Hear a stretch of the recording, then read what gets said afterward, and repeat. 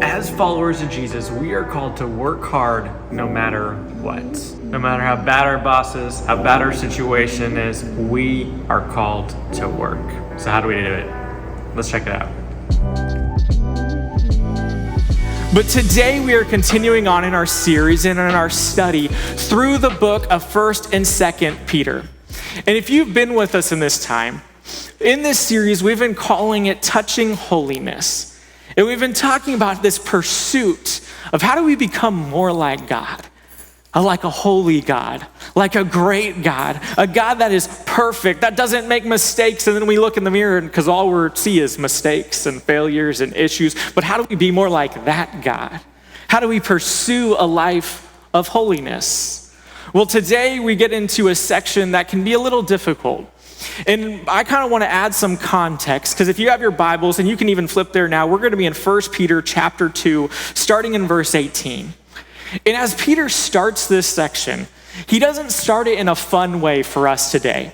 Because literally the first two words he says here, as he's addressing an audience, he says, household slaves. Now in 2023 in America, I don't know about you, but what in the world does that mean, okay? Because we probably have some really bad ideas in recent history of what slavery looks like. And if we're honest, in 2023, in the Western context, we don't really understand slavery modern day. I was kind of thinking about this, and especially like a household slave, we don't have people who just clean our house all the time or are just there to make your food. If you do, you should tithe, I'm just gonna say, okay. The closest thing I actually have in my house, I have two things, is I have Alexa, okay, which I yell at her a lot because she frustrates me, and my wife's like, be nicer, because she's listening. And then I have a robot vacuum, okay? Her name is Rosie, and she does not do a good job, okay? I'm just gonna throw it out there. See, I'm glad we can laugh about this now, because with the rise of AI, I feel like we're 2 years away for this being offensive and being canceled over, okay? No joke, I don't have time for this, but I did see something the other day that they are literally as companies making AI girlfriends, so pray for our society continuously. Yeah, I'm sorry, I shouldn't have said that. That really depressed your day.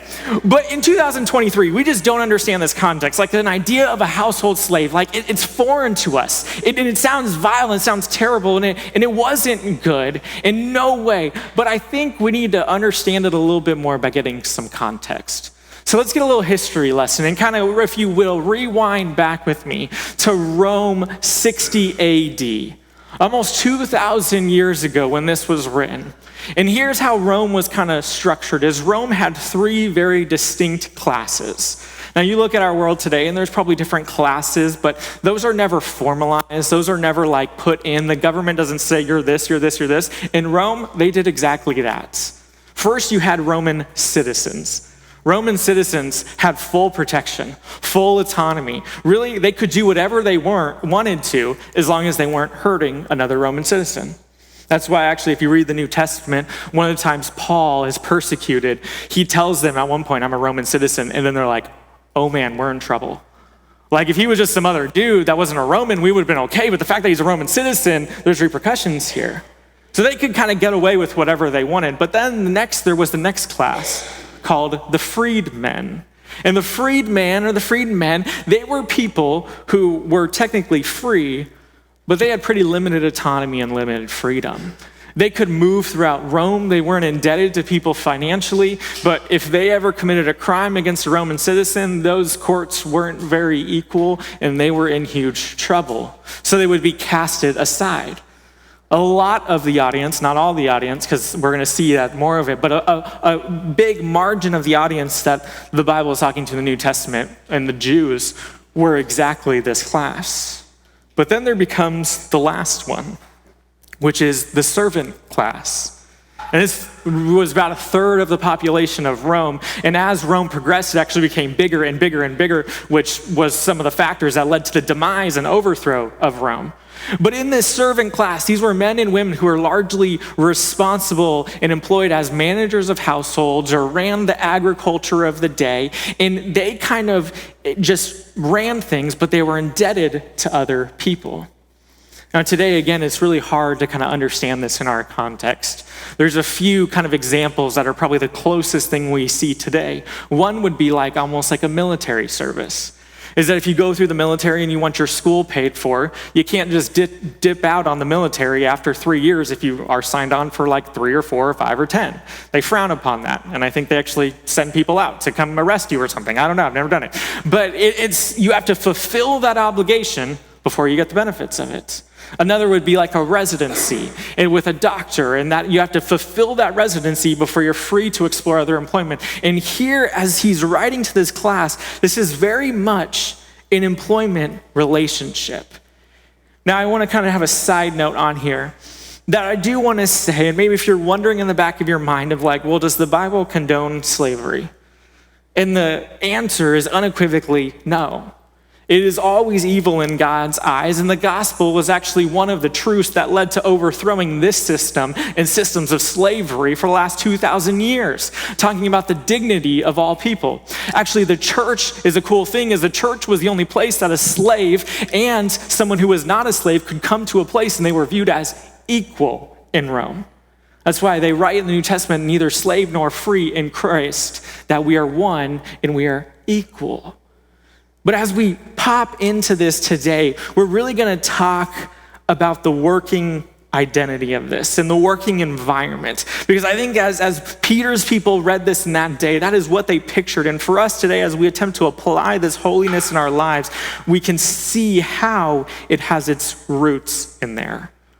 You see, last week we talked about how do we have holy lives in our culture at large, in our politics, in our disagreements, in those areas that are not fun. Well, today we move to how do we have holiness in the workplace. And as we jump into this, let me just kind of hit you with a tough call right off the bat that we're going to learn in our passage today. And it is this, that whether we have a good or a bad boss, it doesn't change how we are supposed to work.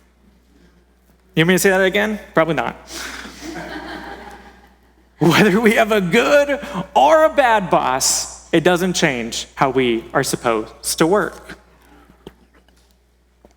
If you've worked very long, you've probably had a bad boss. If you've been a boss for very long, you've probably been a bad boss. Or maybe you're working right now and you really don't like your boss and think you have a bad boss. When I was in college, I worked at Corner Bakery. They're not around anymore, but they were kind of a fun little bakery / restaurant. And I was a cashier, but I got bored, okay? I needed to help everyone at large, and I did, okay? I would go and help other employees, and I would help run things and clean this. And then my boss, she was a decent boss at times, barring this incident. She kept on saying, stay by that cashier, stay. I'm like, I'm looking for customers, whatever, it's fine, I can do both. And then finally, she literally put a box that was barely bigger than the width of my feet. And she made me stand in it. Yeah, this was like 10 plus years ago, okay? If that happened today, I would get an emotional leave, okay? That's all I gotta say. Scarred from it. Kids have it so easy these days. I'm sorry, that's a different rant. I don't have time for that. But here's the deal. Whether your boss is good or your boss is bad, how the Bible calls us to work does not change. It calls us to work hard. It calls us to put our hand to the plow. You can look in proverb after proverb, and Jesus saying in parables after saying, he talks about not being lazy, not being neglectful, but working hard. Working like it all depends on us, knowing and praying and knowing it all depends on God. But today we're going to see that it's easy to say that. It's easy to say, hey, you need to work hard no matter the situation. But in our culture of quiet quitting and mental health days, it's a little easier to say than it is to actually do. So here's our question I want us to spend some time answering today, is what does it look like to be holy in the workplace? Let me give you some statistics in a recent study that shows, I think, some of what we're up against and some of where our culture and the culture of our workplace has moved to, and why this idea of holiness in the workplace is just so counterculture from this. Recently, a Harvard Business Review did a study, and I want to share a couple of these statistics with you. Is that the first one is that 38% of employees intentionally decreased their quality of work in the last 2 years. Did you hear that? I used to work in HR, okay? I still help run a preschool and elementary school. And when I heard those statistics, my skin crawled. 38% of people intentionally decrease their work. Oof. It gets better. Nearly 50% decreased their efforts and spent less time at work. 25% admitted to taking their frustration out on others. And 66% said overall that their performance has declined. Here's kind of the season we are in right now. And this is less Bible observation and more Andrew's leadership hat, macroeconomic observation. So take it what you will from it. But as we've looked at our culture, we're entering a time right now, we have a tough economy. Things are expensive. Things are leaner than they were before. People are struggling. And here's what I've noticed and what happens is all of a sudden businesses are kind of downsizing either because they can't find people to fill positions or they can't afford to pay the people in those positions. So here's what happens. People are already working in a job. The job needs more help, but they can't afford or get more help. So the people that are already working in the job get to do more work. And one of two things happens from that. You're all laughing because you're like, yeah, that's totally what's happening in my job. You laugh as an employee or you laugh as a boss because it hurts you both ways. And one of two things happens. The first person says, I don't like this. This is ridiculous. I'm not going to do more than I have to do for my job. So they just start doing the bare minimum. And it depresses them, it unmotivates them, and they start sinking down. The other half is people rise to the occasion. They say, that's all right, I'll just keep grinding. I'll keep going more. I'll keep working harder. I'll just keep picking it up. But you can only do that so long before you start to burn out. And right now we're seeing this wide, and these statistics prove this out, how if you go down if you see that our employment and our culture of employment is in such a hard place. But here's the deal. As we go down this track of pursuing holiness in the workplace, I'm really not going to give you any solutions on how to fix all those issues. I'm not going to fix the economy. I'm not going to give you some life hacks, how to make your workplace better. But really what we're going to focus on is how do we gear our hearts in the right place, that no matter the situation, no matter in a good economy or a bad economy, a good boss or a bad boss, a good situation or a bad situation, how we can continue to honor God and we continue to follow him. 1 Peter chapter 2, starting in verse 18, he begins, household slaves, submit to your masters with all reverence, not only to the good and gentle ones, but also to the cruel. The first thing we're going to see when we ask this question of what does it look like to be holy in the workplace is the first thing is it looks like submitting to a position, not to a person of authority. In this passage, he kind of talks about, he says right off the bat there that, hey, you have to submit to your employer, submit to your master and have fear and reverence and honor for them. Not even the good ones, but he says the cruel ones. And cruel could be kind of translated here as crooked or unethical.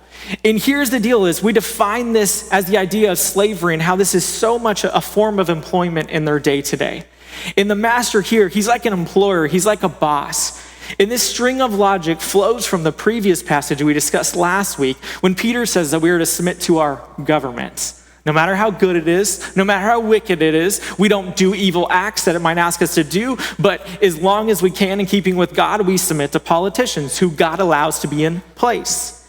And now Peter continues this line of thought and he's saying, hey, for this servant class in Rome, he says the working class of our day today, he says submit to your boss.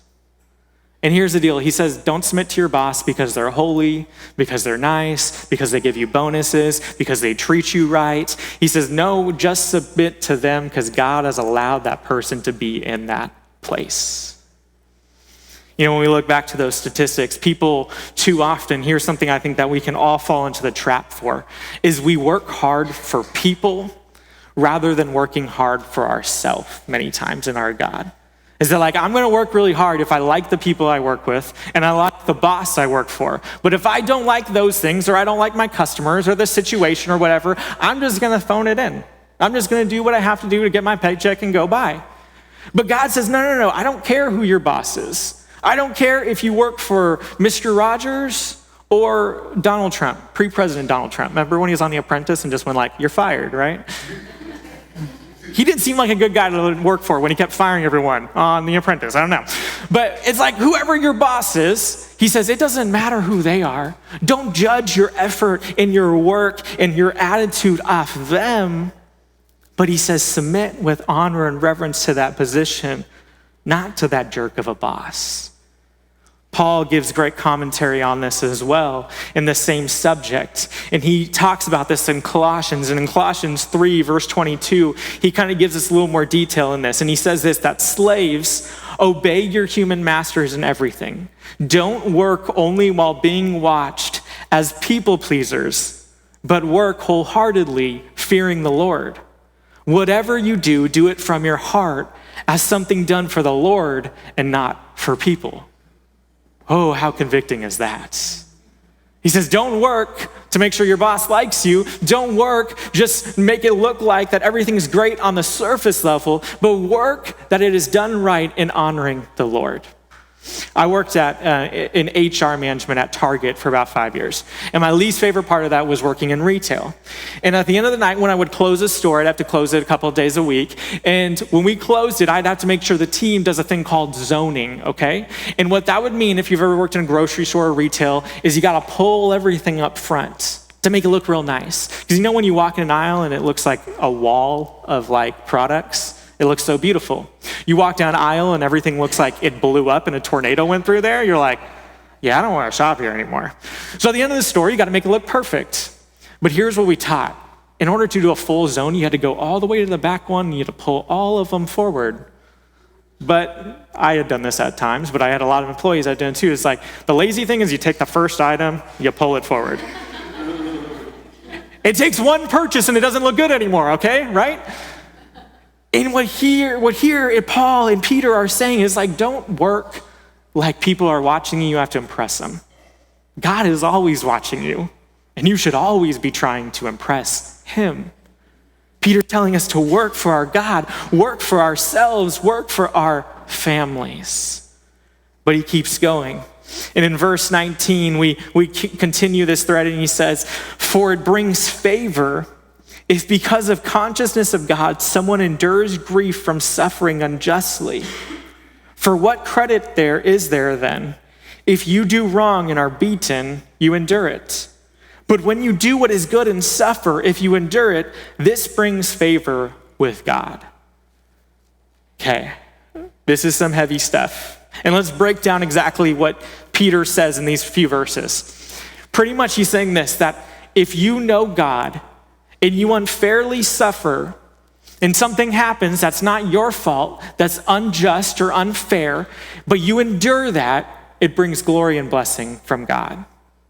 But on the other hand, he said if we know God and we fairly suffer, meaning we reap the consequences of our actions, then he says, who cares? Meaning if we decide to be terrible in our job, if we decide to be lazy, if we decide to be slackers, and then we're complain that our life is so hard, God's like, bro, don't come crying here. I told you what you should do. Don't go crying to your boss when you're not doing your job, when you're not doing this. Like Peter just lays it down here, that we have to first take care of our own stuff. That we have to work so hard, that we have to work not for other people, but for our God. And then when we do that, when we work as we should, then God's blessing will flow from that. But like we said, if we decide to be a bad employee, if we decide to not do our job, to not work hard, to not give it our best, to not grow, to not care, to quiet quit, to scale back the quality of our work, then when things are hard and there's grief and there's suffering and there's consequences, that tough luck, it's our fault. I remember very vividly when I was going to college in my last year at ASU, I had interned with Target to get in this program to be a manager. And it was great when I interned because I was an hourly employee. I actually made pretty dang good money, and I had no real responsibility or consequences. When you're training, it's awesome, right? Because if you do anything wrong, they're like, he's the new guy. They're new, they're training, it's whatever. You're not responsible for anything, or you can't mess it up that bad. But I remember distinctly from when I went to this hourly worker who had really no consequences or weight to being salary. And before, when I was salary and they're like, hey, why don't you do that? I'm like, oh man, I just didn't have time. I had to clock out. Sorry, I don't want you to have OT. It's whatever, I gotta go.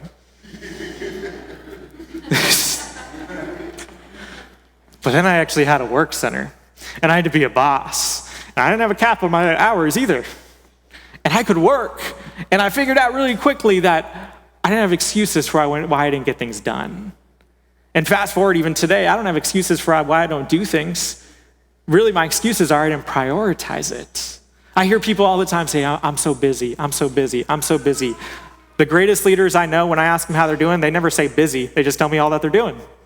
And too often we think that we're so busy that we don't have time for things, that I just can't fit this in. I can't fit in my time with God. I can't fit in my time with family, at church, in my job, and do this. And it's no. We just don't have the right priorities in our life.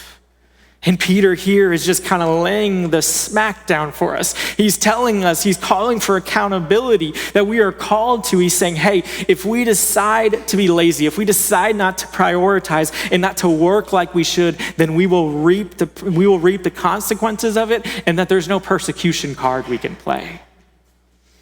But here's the other side of that. Peter does tell us there is a reality on the flip side, that sometimes as Christians, you're going to work hard. You're going to do everything that's right. You're going to put all your energy into it. You're going to love people. You're going to share the gospel with people. You're going to pour your heart into it, and people are going to unfairly persecute you. And in those times, it's discouraging. And in this time, it was probably discouraging, but Peter says, hey, guess what? God's going to bless you for it. That blessing might not be a Mercedes, but I guarantee you it will be a treasure in heaven. God will bless you for it, and God will notice that. And guess what? Sometimes when you do that, it's just going to be tough.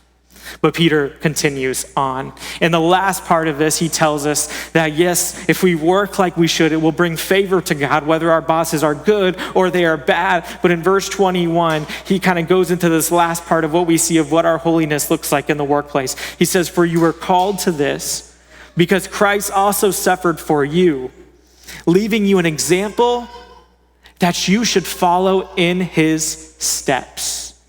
He did not commit sin, and no deceit was found in his mouth. When he was insulted, he did not insult in return. When he suffered, he did not threaten, but entrusted himself to the one who judges justly. This last part of what we talked about is what does holiness look like in the workplace. The very last one we're going to see here is it looks like stepping down the path that was paved before us. I want us to break this down for a second and talk about the greatest model that we have to follow in Jesus Christ. And here, let me just say this for a second, is Jesus, many of us know this, he was a first century carpenter. In first century carpentry, they didn't have Ryobi or whatever, Black & Decker. They didn't have power tools. They worked with their hands. And it's actually his dad, Joseph. He was either a carpenter, he's probably a builder as well, so he probably built houses or construction of some sort. So they did hard work. And here's the other thing is, Jesus didn't start his heavenly ministry, I would say his ministry of, proclaiming the kingdom of God. He didn't start that until he was 30 years old. And it was common in this day that when you were following the footsteps of your father, so his father Joseph, that you might start as early as 10 years old going to work with dad to start learning the trade. So it was probably about 20 years that Jesus worked as a carpenter. And listen to the description we have about Jesus. He did not commit sin, and no deceit was found in his mouth. How many home projects have you done when you can say that no deceit was found in your mouth?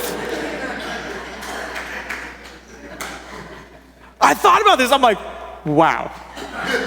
How many times did Jesus drop a board on his foot? Or is that where like, maybe that was like not the fully human, the fully God side, where it's about to hit his toe and he's like, no, not today. It just like stopped it in midair and like moved it over or something. I don't know. That could have happened, okay? We don't know. But listen to that, that blows my mind. Like seriously, every home project I do, even the ones that are supposed to be easy, like turn from like 5 minutes into like 5 hours, and then all the Christian cuss words come out as a result, but it's just crazy to me that we see this incredible model from Jesus. That he's not speaking as someone who's never done this, but Jesus was speaking as someone who literally had a career before he became a traveling pastor and preacher and miracle maker. That Jesus worked and Jesus didn't sin, but he was a good worker. He worked hard and he modeled for us how we can do it too. You see, for us, when we talk about what does it look like to be holy in the workplace, it looks like submitting to a position, not to a person of authority. Your boss might not be a good person, but God says that's okay. Keep working, keep serving, keep honoring, and he's gonna take care of it. It means that sometimes we are gonna suffer unjustly. Sometimes we're gonna suffer and it is just not fair, but God notices and God will bless us. And lastly, it means that we step down the path that Jesus paid before us, that we keep working in this way that honors God and not lets our flesh come out. Now, you may hear all this, and you may sound like, well, that sounds idealistic. Like, that sounds great, I love it, but it's like, that sounds very rosy. And maybe you can do that, but like, you don't know my boss. You don't know my situation. You don't know this. You don't know what I have to deal with in my life. I could try to do that for a couple of days, but it would probably fall flat on my face. See, Peter doesn't stop there. Instead, he tells us what is the power we have to start to live this out in our lives. Well, he talks about that in verse 24. He continues on and speaking about Jesus, and he says this, that he himself bore our sins in his body on the tree, so that having died to sins, we might live for righteousness. By his wounds you have been healed, for you were like sheep going astray, but you have now returned to the shepherd and the overseer of your souls. You see, Peter, he's kind of a one-trick pony. Every time he tells us to be holy in the politics or in the workplace, or next week he's going to talk about our marriages, he keeps going back to the same thing, that it's only possible through the death and resurrection of Jesus Christ. He just points it back to that simplicity. Hey, you're a broken person that is mad and angry at all you have around you, but guess what? You have a God who died for you. You have a God who raised again. You have a God who loves you. And no matter what you're going through, you have a God that you ultimately report to. Here's our final thought for us as we close this out today.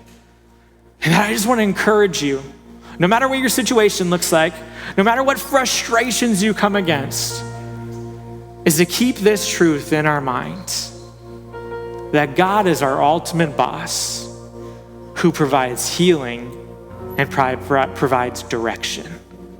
That just as Peter says here, we can return to the shepherd of our souls. He heals us. He guides us, that when we're going the wrong way, he nudges us back in our direction. When we feel like we have wounds that just, man, I can never forgive someone for, or man, I can never go back to that place, he says, hey, I died for those just like I died for everything else. And no matter what baggage we're carrying, no matter what frustrations and anger and hurts, that Jesus Christ, the God who lived a perfect life, he died so that doesn't have to be your story, but that you can have a new life and a new story in him. Are you ready to live this type of holy life in your workplace?